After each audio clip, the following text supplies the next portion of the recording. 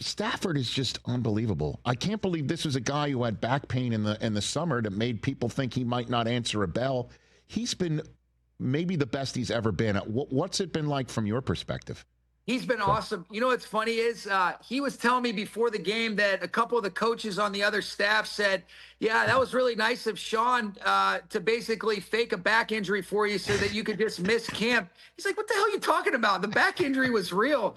You know, I think there's this narrative that we were just faking it because he's played so well. He's been awesome, though, Rich. I think the first thing I would say is he's done a great job of taking care of himself. He is feeling good, but he's in total command. And this guy enjoys the game. He certainly doesn't have to be playing.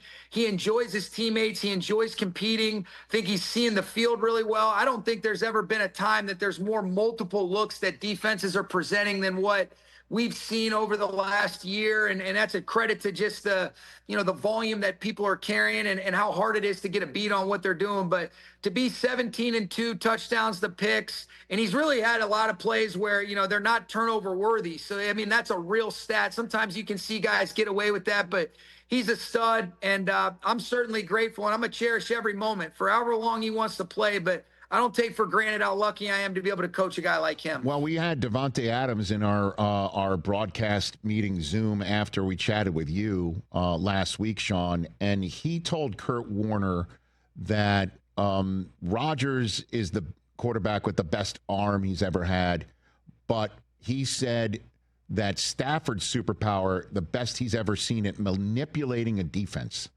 with his eyes, with his mannerisms. What have you seen on that front that you could sort of add to that?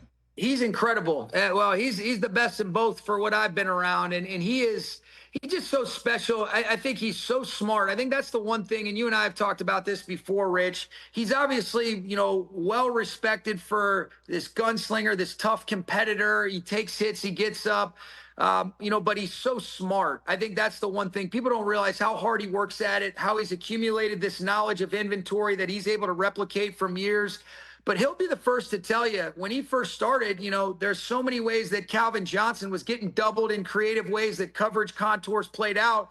And he wants to throw to him, and they know it. And I've got to figure out a way to be able to do that when there's usually 2 or 3 people paying attention to him. And I think a lot of the manipulation of coverage and understanding how to move people opposite of where you're trying to get them to go was foundationally started from him and Calvin playing together. But I think that's an athletic intuition that he has that's pretty unique and special, and it's a credit to him. And I remember Mahomes, mentioning to me when I saw him, the balls that he had to be able to bring that out. It's one thing to do it when you got the games in hand, but to do it in crunch time on a game-winning drive to win the Super Bowl.